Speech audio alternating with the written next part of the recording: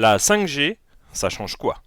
Bonjour, je suis Thierry de l'informatique sans complexe. Et ensemble, nous allons répondre à une question informatique en moins de 3 minutes. Mais tout d'abord, si tu aimes mes vidéos, n'oublie pas de t'abonner et active les notifications pour être prévenu dès la sortie d'une nouvelle vidéo. Tu veux en apprendre plus sur l'informatique? Alors regarde dans les commentaires, tu trouveras un lien pour recevoir gratuitement le premier module de ma formation sur le cloud computing.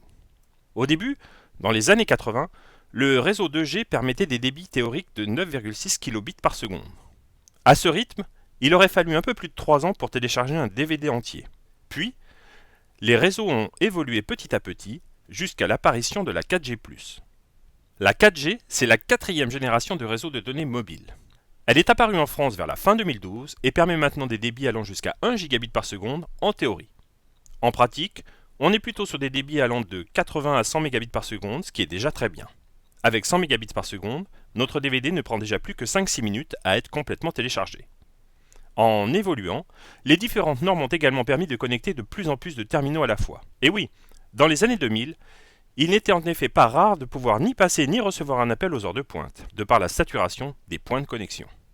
Prochainement, le réseau mobile va encore évoluer vers la 5G, la cinquième génération. Tu en as déjà sans doute entendu parler avec les différentes polémiques qu'il y a eu sur le sujet. Mais ce n'est pas la question ici, on ne parle que d'informatique. La 5G va permettre des débits de 10 à 100 fois plus élevés que la 4G. En théorie, on pourra télécharger à 20 gigabits seconde.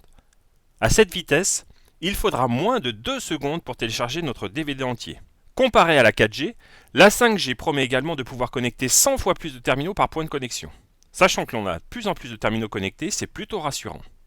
Et enfin, la 5G permettra une latence de 1 milliseconde contre 10 à 40 millisecondes pour la 4G. La latence, c'est le temps que met un paquet sur le réseau pour effectuer un aller-retour. Elle est bien connue des joueurs en réseau. Avec tout ça, la 5G devrait vraiment booster l'Internet de ton mobile. En effet, les bénéfices techniques de la 5G sont indiscutables. Mais pour quels usages a-t-on vraiment besoin de tout cela? Eh bien, le premier usage, c'est la vidéo. De plus en plus de smartphones permettent de filmer en 4 voire en 8K. Et nous sommes de plus en plus nombreux à poster ces vidéos, que ce soit sur YouTube, Instagram ou un autre réseau social. Les fichiers sont donc de plus en plus nombreux et surtout de plus en plus gros. Autre domaine où une connexion ultra rapide avec une faible latence est intéressante, le gaming. De nombreux services de cloud gaming font leur apparition, et la 5G devrait réellement permettre de les propulser au sommet. En effet, plus besoin d'acheter un PC de jeu ultra cher quand on pourra avoir, à la demande, un PC du même type sur son mobile. Et la voiture autonome aussi devrait également profiter de la 5G. Et oui, un réseau avec une latence très faible, c'est tout de même sécurisant quand ta voiture devra réagir rapidement. Et comme la 5G permet de connecter un très grand nombre de terminaux, il sera plus simple de connecter les objets permettant de rendre la ville plus intelligente, par exemple en gérant la circulation de façon plus dynamique. Et pourquoi pas imaginer, comme des expérimentations ont déjà été faites, de la chirurgie à distance. Tu le vois, les applications sont nombreuses, et celles-ci ne seront vraiment possibles et efficaces qu'avec la 5G. Voilà, tu en sais maintenant un peu plus sur le futur de ton Internet mobile et surtout pourquoi. Alors à très vite pour répondre à une nouvelle question sur l'informatique en moins de 3 minutes.